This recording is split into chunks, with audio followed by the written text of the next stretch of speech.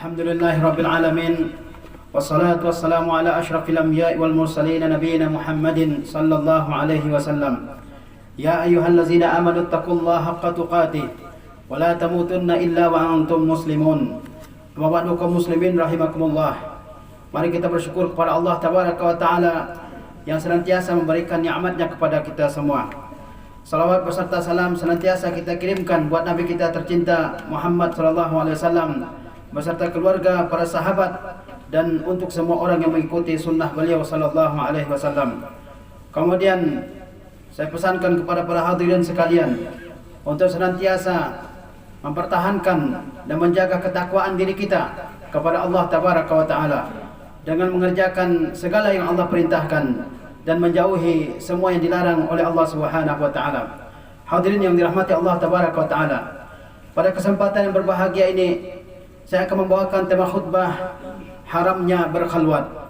Sesungguhnya agama kita, agama Islam, telah menetapkan aturan-aturan, batasan-batasan dan ketentuan-ketentuan untuk mencegah seorang muslim agar tidak terjatuh ke dalam dosa, ke dalam kemungkaran, ke dalam maksiat, ke dalam perbuatan-perbuatan keji, al-fawahish dan ar-razail.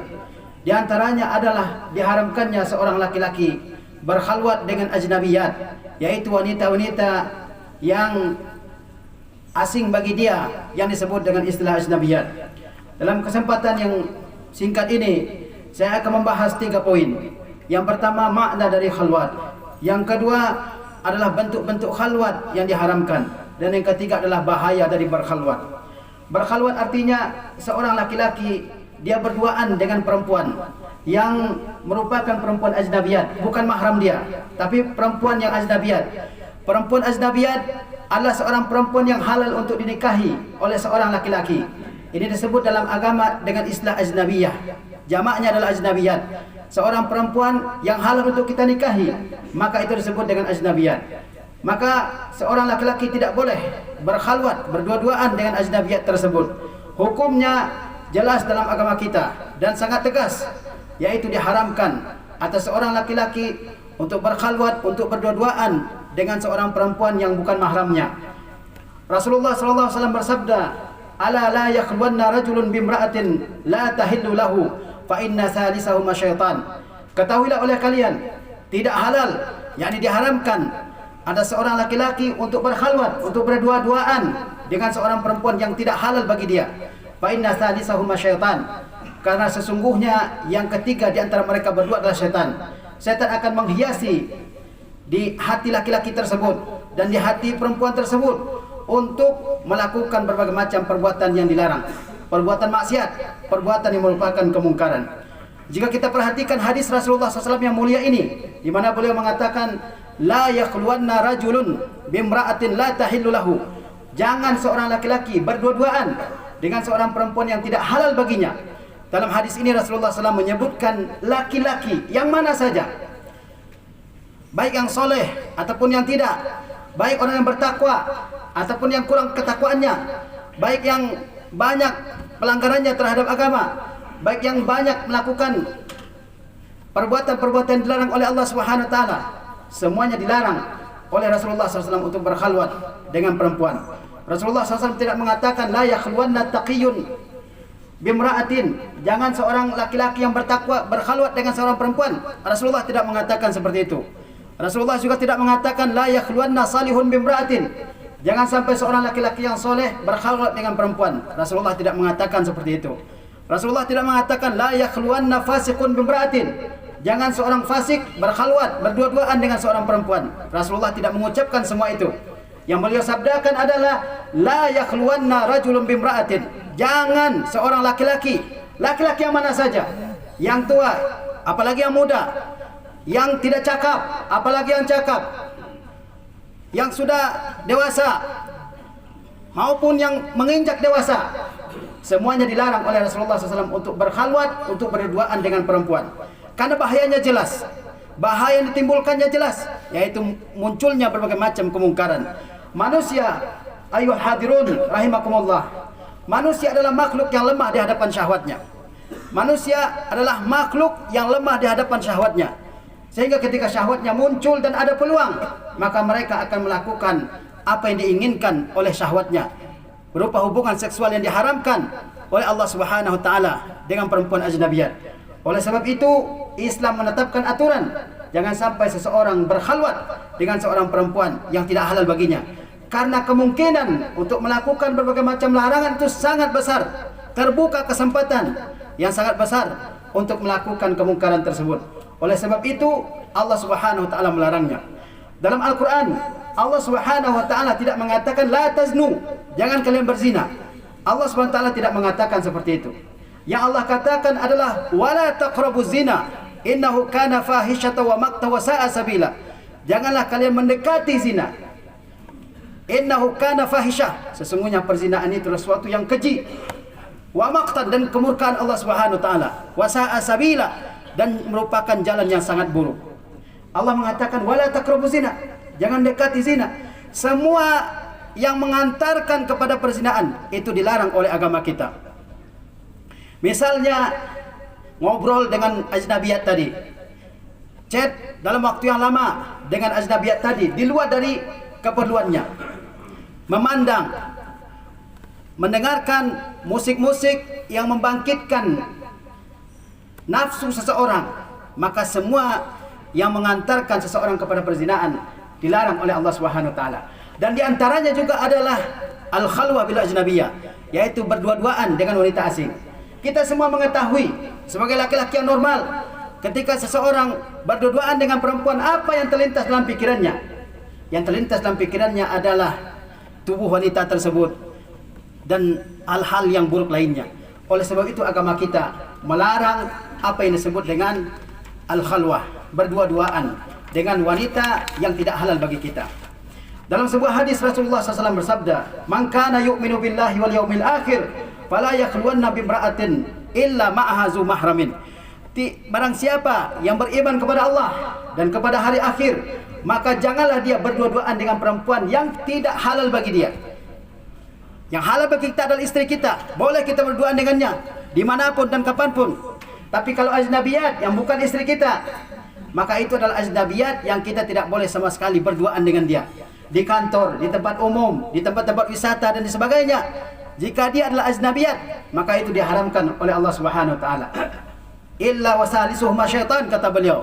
Yang ketiga di antara mereka adalah syaitan. Syaitan yang akan menggoda manusia berdua ini, yang berkhalwat ini, untuk melakukan perbuatan-perbuatan yang diharamkan oleh Allah Subhanahu wa taala.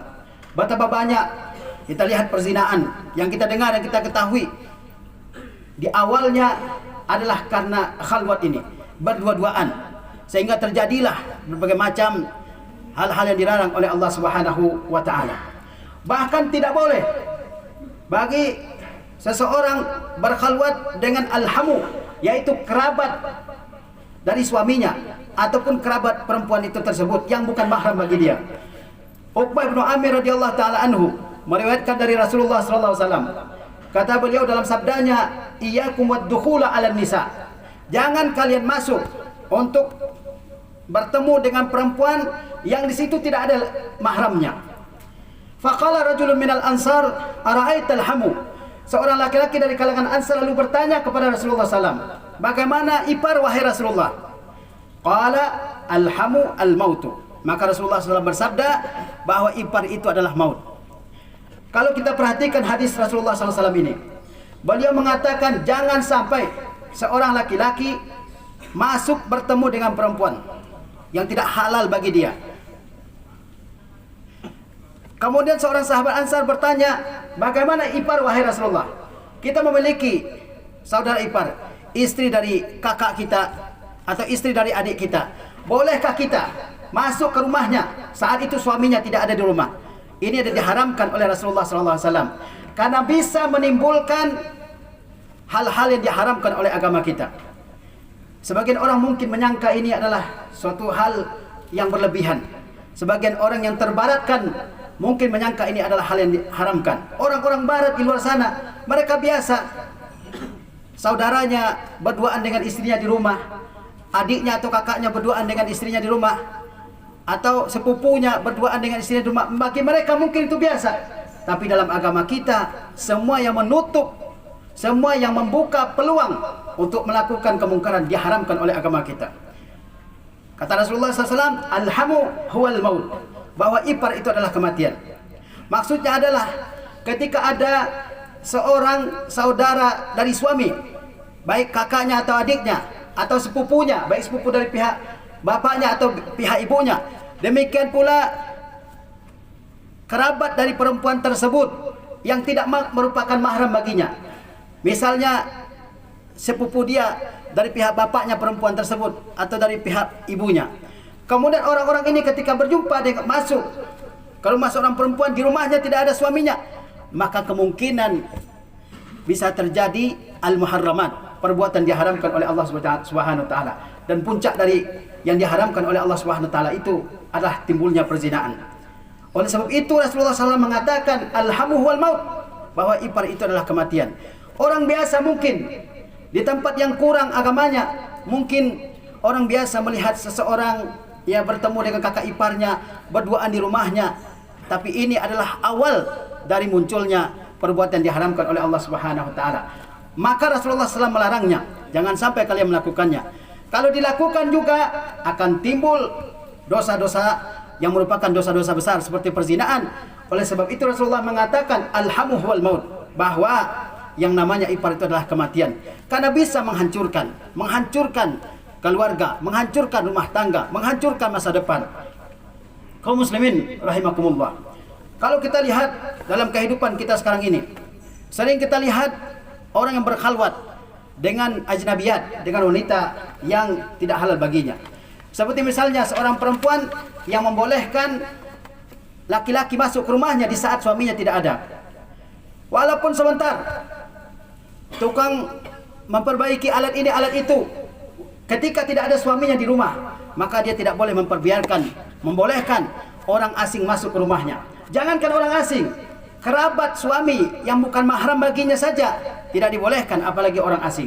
Karena disitulah awal dari munculnya berbagai macam perbuatan diharamkan oleh Allah Subhanahu wa taala. Maka seorang laki-laki, kepala rumah tangga, harus mengajarkan kepada istrinya bahwa ketika dia tidak ada di rumah, jangan sampai ada orang asing masuk. Jangan sampai ada orang asing apapun kepentingannya, tidak dibolehkan masuk ke rumahnya. Jangankan orang asing, suami dia, saudara dia sendiri, sepupu dia sendiri, laki-laki tersebut tidak dibolehkan, apalagi orang asing. Tunggu sampai suaminya pulang. Kalau ada keperluan untuk memperbaiki apapun, maka silahkan. Di antara bentuk khalwat pada zaman kita sekarang ini adalah orang melamar seorang wanita untuk dinikahi, dan sudah ada persetujuan dari wali perempuan tersebut untuk menerima lamaran laki-laki tersebut. Lalu mereka berdua, yang laki-laki dan perempuan ini, pelamar dan dilamar, mereka berdua-duaan pergi dengan naik motor moge, pergi ke tempat-tempat sepi. Padahal yang disebut dengan lamaran itu hanyalah janji untuk menikah. Dan perempuan tersebut masih merupakan ajnabiyah, masih merupakan orang asing, yang tidak boleh bagi seorang laki-laki yang melamar untuk berduaan dengan dia, baik sebentar ataupun lama. Karena banyak terjadi dalam kehidupan ini, orang tidak tahan dengan syahwatnya, dengan hawa nafsunya, sehingga terjadilah perzinaan sebelum mereka berdua bernikah. Oleh sebab itu agama melarang yang disebut dengan al-khalwat. Di antara bentuk khalwat juga adalah seorang laki-laki, seorang perempuan datang ke dokter laki-laki untuk berobat, tidak ada mahramnya. Ini diharamkan dalam agama kita, kaum muslimin rahimakumullah. Boleh seorang perempuan berobat ke dokter laki-laki dengan dua syarat. Di tempat dia tidak ada dokter perempuan yang bisa menangani penyakitnya. Umpamanya di kampung ini ada seorang wanita sakit, dan di kampung ini tidak ada dokter perempuan yang ahli yang bisa menangani penyakit tersebut, maka perempuan boleh untuk berobat ke dokter laki-laki. Dan syarat yang kedua, ketika dia berobat, dia harus ditemani oleh mahramnya. Apa itu mahram? Yaitu orang yang haram untuk menikah dengan seorang perempuan. Bapaknya misalnya, saudara laki-lakinya, anak laki-lakinya, pamannya. Itu adalah mahram bagi seorang perempuan. Dan yang lebih utama untuk menemani seorang perempuan ketika dia berobat ke dokter adalah suaminya. Karena mungkin saja ketika dia berobat ke dokter ada auratnya yang perlu disingkap, sementara bapaknya, saudaranya, anaknya tidak boleh melihat aurat tersebut, tapi suaminya tidak ada aurat, batasan aurat antara laki-laki dan perempuan. Maka kita harus perhatikan Ketika istri kita perlu berobat dan dokternya laki-laki, kita yang temani, jangan orang lain.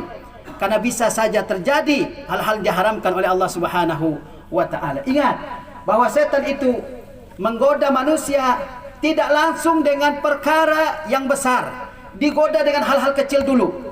Makanya dalam Al-Quran disebut, ya ayyuhallazina amanu la tattabi'u khutuwati syaitan.